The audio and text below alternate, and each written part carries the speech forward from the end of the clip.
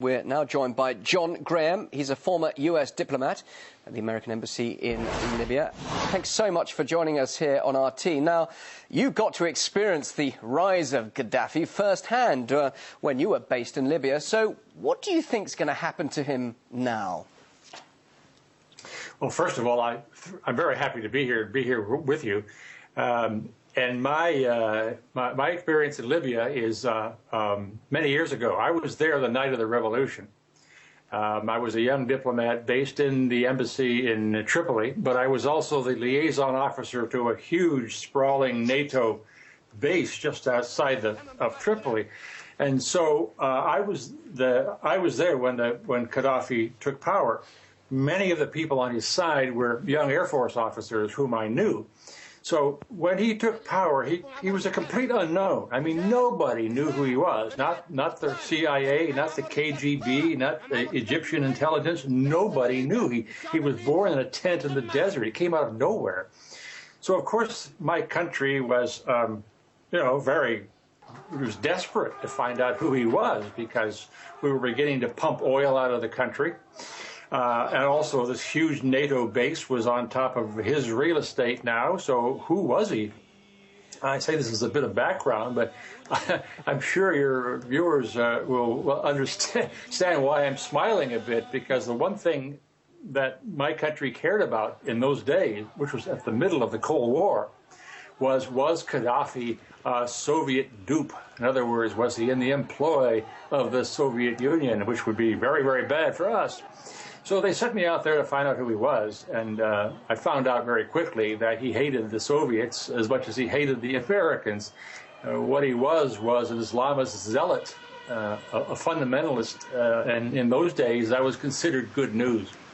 But anyway, that was my job, and I was given 1 week to do so. I came up with a page, and the key thing perhaps for today's events is that it was clear that Gaddafi was strong-willed. He was charismatic. He was very mercurial, very changeable. And he had a deep, deep sense of injustice on the things that he didn't like.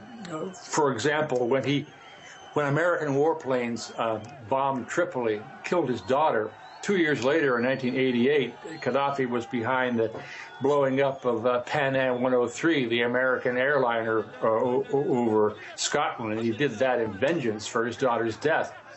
So this is who the man was then, and I think it's who the man is now. Okay, well, now we know who he is. Does it surprise you the way he's behaving now in comparison to the way we've seen other leaders in similar positions behaving with their people? We're seeing him using great violent force against his own people. What do you make of his behavior now? I think it is different, and it's of great concern to your country as well as mine. He came to power in 1969 as a 27-year-old who saw himself as the savior of his country. And in many ways he was. He was a very good thing in those days.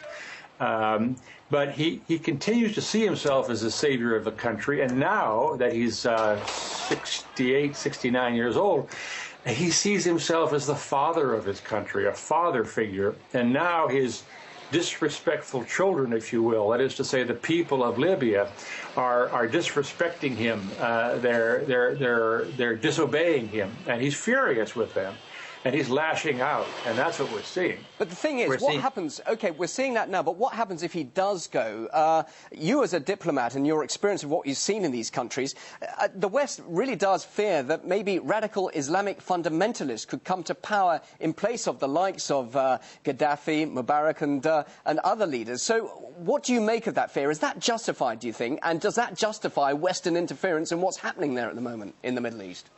I think it's country by country. I'm pretty convinced now that the revolt, the revolution in Egypt, for example, the Muslim Brotherhood is only a minor part of it, and even then, the Muslim Brotherhood is a long ways away from being what it was 30 years ago as a strong fundamentalist Islamist force.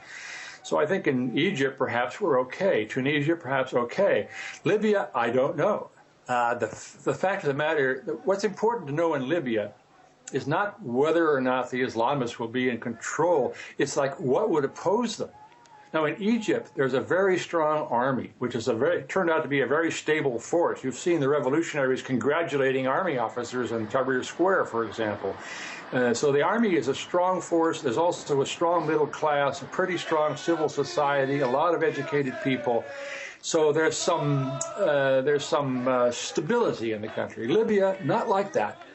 Gaddafi has made sure that there's no other power source. The army is not powerful. The army is not a force for stability. There's a very small middle class, very fewer educated people than in Egypt.